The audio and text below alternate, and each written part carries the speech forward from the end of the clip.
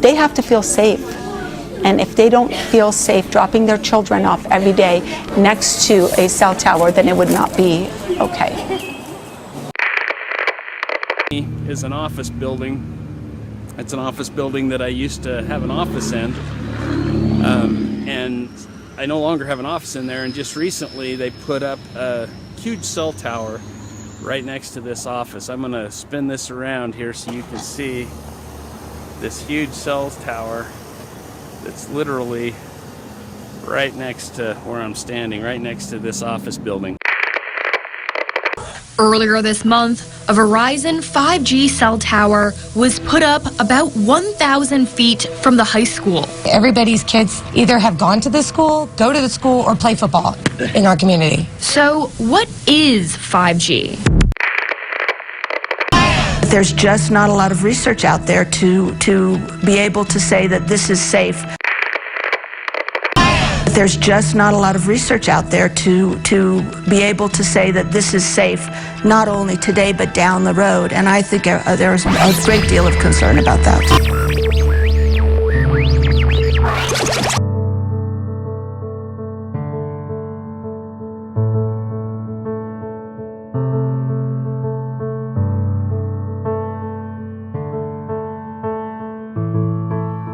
Connected. Arguably the single most welcomed word. But connected to what? We all feel a connection to many things: family, friends, animals, nature, spirituality, and the world at large. As a matter of fact, most of us seek some kind of connection for our entire lives. It's healthy to feel connected. It makes us feel complete and in tune with our environment. A spiritual connection to all that is given us by our Creator. Technology has presented us with a similar template, a man-made type of connection that has grown to be a dominant force in the last few decades. Connectivity and the Internet of Things has provided an entire new language associated with connection. And there's no one out there at this moment in time that does not understand the exact type of connection I'm speaking of. It's the connection to a world that exists within and on top of the world or reality we know of. But there are two principal ways to connect to all that one of these worlds provides us. There is the wired connection, where you're literally plugged in, and then there's the wireless version, where your connection is definitely there, but you can't see it. And this happens to be a case where what you can't see can be very dangerous. These are comprised of electromagnetic fields, or EMF, man-made radiation pulsed by wireless devices and man-made infrastructure. Hi, my name is Cece Doucette, and today I'm going to be giving a demonstration of an acoustometer, which is a Wi-Fi radiation meter. And about 3 years ago, I started learning that there could be potential harm from our Wi-Fi devices, so I started researching it. And I found that scientists from all over the world have been studying this for decades. There's a terrific report out available online called the Bio-Initiative Report, and it details a lot of ways that Wi-Fi is actually harming us biologically. We'll study that a little bit more in another program, but for today I just want to give you a brief background. So Ashland Public Schools became the first in the nation to put together a first step towards addressing this. And what we have in Ashland now in Massachusetts is best practices for mobile devices that basically say unplug and don't turn on the devices when you don't need to be using them. And also turn off the Wi-Fi and the routers when you don't need to be using them. And always use devices on a hard surface, preferably one that's not metal, because that amplifies the radiation that comes out of these devices.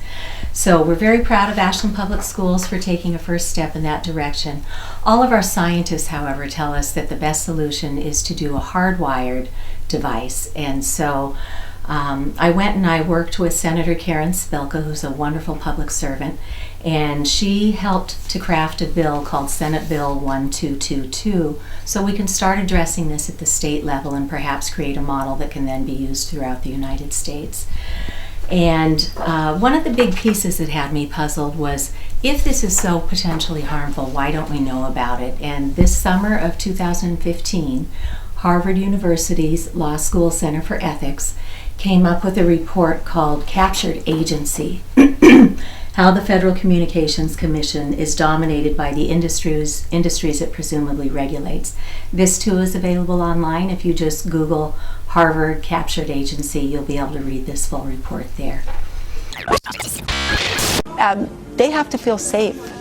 And if they don't feel safe dropping their children off every day next to a cell tower, then it would not be okay. A new cell tower in Folsom could put a preschool out of business, with parents threatening to leave. CBS 13 investigator Julie Watts reveals how what we don't know yet about these towers could cost small businesses and even homeowners. Yeah, you know, the industry and regulators, they say that cell towers have no known health impacts. But we've learned, health aside, the public perception of a cell tower outside your door could hurt you financially.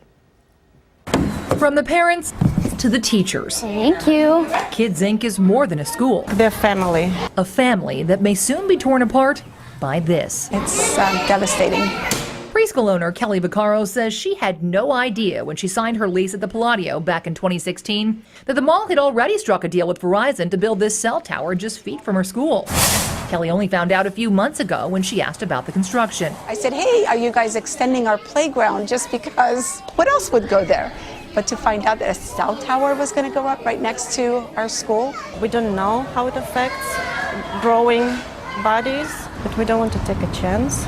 Mom Nellie Lawson is among the 34 families who've now decided to leave if the cell tower is turned on as planned next month. Many point to this email Verizon sent parents stating, quote, equipment that complies with the safety standards poses no known health risks. Parents say known is the operative word and stress there are no long-term studies on the impact of towers this close to developing children.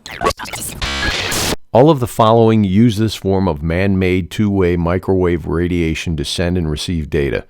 Cell phones, cordless phones, Bluetooth, laptops, iPads, and other tablets, iPods, Wi-Fi routers, classroom access points, smart boards, wearable devices, baby monitors, smart speakers, security systems, gaming systems, hearing aids, vehicles, etc., as well as utility smart meters, cell towers, and 4G, 5G small cells distributed antenna systems.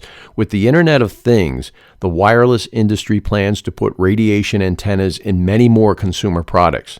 Note, other terms often used in association with EMFs are radio frequency radiation, RF, electromagnetic radiation, EMR, and millimeter waves, mmW. They are all in the microwave segment of the electromagnetic radiation spectrum, and there has never been a safe level of microwave radiation determined in the scientific literature. Many of the health issues associated with wireless technologies can also occur with electrical systems and devices that operate in the ELF, extra low frequency range. This presentation is not meant to demonize wireless connections, providers, technology, or anything associated with it. This technology is brand new. It's powerful, and the long-term efficacy of possible damage to the delicate human organism has never been studied long-term. Our bodies are not meant to be immersed for extended periods of time to this substantial exposure. It continues to not only become more prevalent, but it's increasing its negative efficacy. It's simply becoming more dangerous by its very nature, and that's no one's fault. It's clearly the demand driving the engine of this type of connectivity. If we can understand the danger, then we can better protect ourselves, especially our young children and their collective exposure in public schools where wireless connectivity is the strict norm as opposed to the exception. All of this can be corrected once we understand what we are up against. This way, manufacturers and providers can begin putting safety way out in front of connection platforms, and we'll all continue with the demand for high-speed connections, but with little to no impact to our health and the well-being of future generations. When I hardwired my house, I then realized I wanted to turn off the router that came with my triple play with the internet, the cable, and the phone service. So I gave Verizon a call to get some advice on how to do that, and it wound up being a lot easier than I was anticipating. The gentleman on the phone gave me my IP address, which I didn't even realize I had one, But he gave me this IP address, and if you call up to your internet service provider, they'll give you the one for your own account. And so we established a password, and I can go in and just bring up my whole Verizon account. You can do the same thing with Comcast. And over here, I just do change wireless settings, and here we have it. So one surprise for me here was that we have not one, but two wireless routers in our home. And so I have them turned off, you know, as a habit.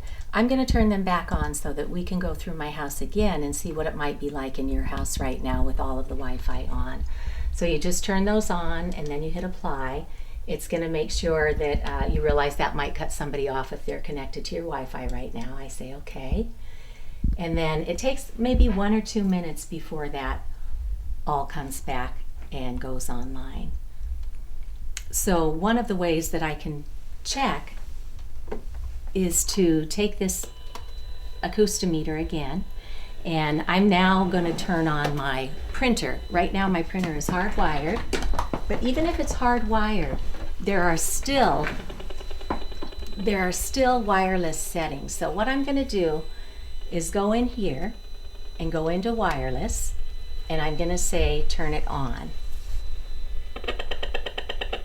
And you can see as soon as that goes on, it starts hitting up my meter. What I learned the hard way, because I was sensing that there could still be something on while I was working in here one day, I went into settings and discovered that although I turned the wireless on or off, there's a second antenna in this printer, and so I had to go in and turn that off too. Okay, so right now I'll turn it back on.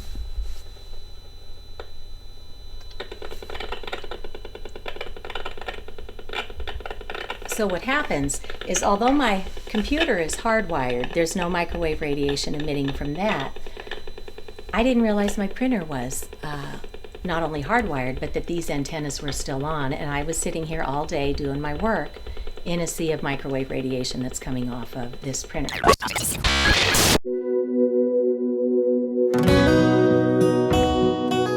We all know listening to this material is boring.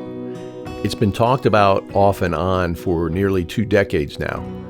But unfortunately for us, no definitive legislation has been put in place on behalf of society, in particular our next generation. Exposure to EMF radiation isn't like touching open flame, but therein lies the danger. It's invisible, and it's the last thing anyone usually looks for when they're slowly succumbing to the invasive exposure of radiation. Have you ever wondered if some of the unexplained illnesses you or your family have experienced in the past may be directly caused by EMF radiation?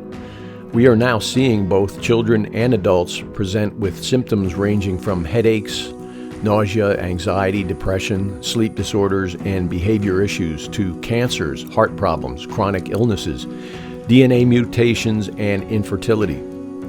Proponents of wireless tech will argue 5G is actually less invasive and not as dangerous as other types of radiation, or that studies haven't been conclusive. The one component all sides must agree on, man-made radiation in any degree or capacity is not compatible with living beings, but rather very deadly over the long term. And when we consider the fact we are moving deeper into the immersion in every aspect of this technology, not further away, logic dictates a very negative outcome with continued exposure. Some would also argue that we've all been collectively exposed to the radiation of the sun for hundreds of years and countless generations, but the sun is a naturally occurring form of radiation.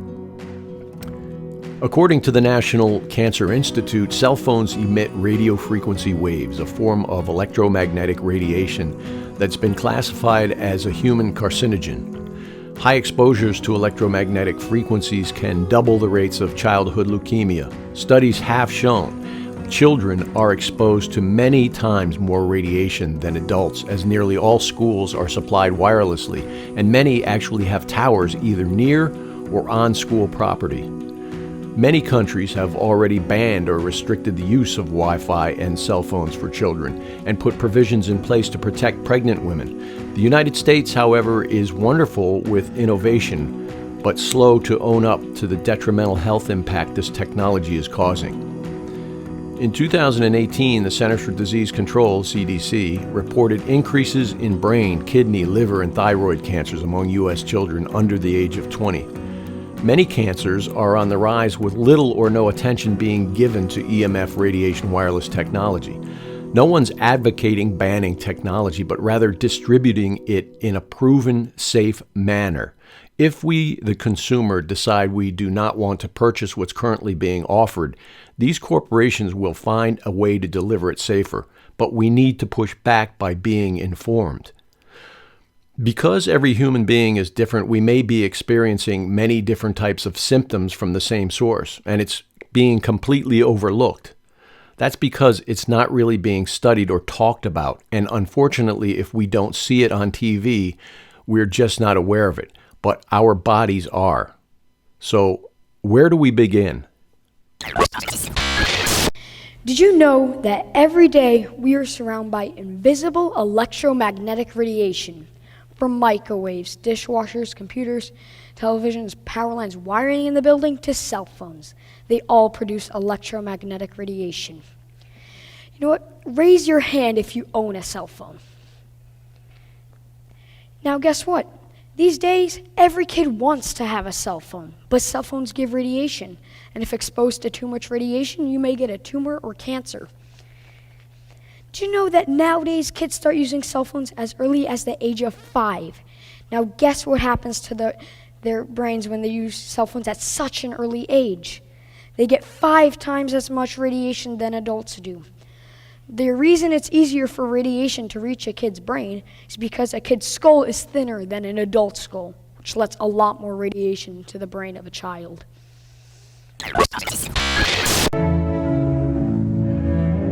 This is Marta's wall. It's high, wide, doubles as a basketball court, but you wouldn't call it pretty. It is an ugly wall, and it's an expensive wall. $30,000 worth of wall, which I didn't need. I needed like a hole in the head, right? But I am now having to protect my house from radiation. Radiation, she says, is pouring out of this spark cell tower on an adjacent property. I'm afraid of cancer, and I didn't feel that there was enough information about the dangers of cell tower emissions. Marta believes her wall works. She says she has proof. It's called an electrosmog meter, and it measures electromagnetic frequencies, which is the frequency that comes from cell towers. So it's fluctuating, but generally around 0.1. Take the device outside the wall, however, so there's more happening, isn't there? There's double. But Marta's wall has an unexpected problem. A new 2 degrees cell phone tower has been approved near her home. That's 2 now. Marta says she wasn't notified. I'm pissed off. So way down here to way up there is like 1,000 times more radiation exposure. And so if we're putting these in our pockets, or a lot of girls or women slide them into their bras, this radiation is pulsing constantly, and the science is starting to prove that we're now seeing women and girls present with breast cancer. We're actually seeing men present with breast cancer as well from having this radiation on their chest the whole time. If we keep the devices in our pockets, that's not a great idea either, because our reproductive organs are very nearby. And there are studies that show that just 4 hours of Wi-Fi exposure from a laptop has caused DNA damage to male sperm, slowed the motility of the sperm, and made fewer of the sperm viable. So we can learn. One thing that's very cool about this is if you go into, let's say, Google Maps, you can actually download a map. Look at how much radiation's going just as the applications are working. You can actually download a map, get all your nav, and then put it back into Wi-Fi mode, and it will still play out your directions as you're driving along. I believe that's because there's a locator antenna, but it really cuts off the two-way microwave radiation. So you can also use this in your bedroom if you have to use it as an alarm clock, but just put it in airplane mode. If you have your music loaded up, you can listen to your music, but just put it in airplane mode. Personally, I don't use mine a ton. I basically leave it in airplane mode, and a couple times a day I'll put it on and see if anybody's trying to reach me, but by this point most folks know to reach me on my landline. So those are some tips you can use to keep a little bit more distance. And again, use speakerphone or use a hollow tube headset, because if you put this right up to your head, or if you put Bluetooth right up to your head, you're putting these antennas right by your brain, and that's not great, and you don't want to have them in your bra or your pockets either. Thank you. Another device in my home that took me by surprise is the cordless home phone, or the decked phone. And you'll see when I turn this on that it serves almost like a little mini cell tower in your own home.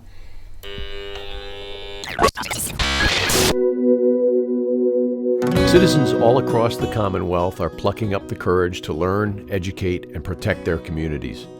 Many start when they see a 4G or 5G small cell antenna going up in their front yard, or when they get sick from a utility smart meter or macro cell tower. The first instinct is to contact Town Hall and complain, but we've learned that most town administrators or even town lawyers do not know about wireless risks.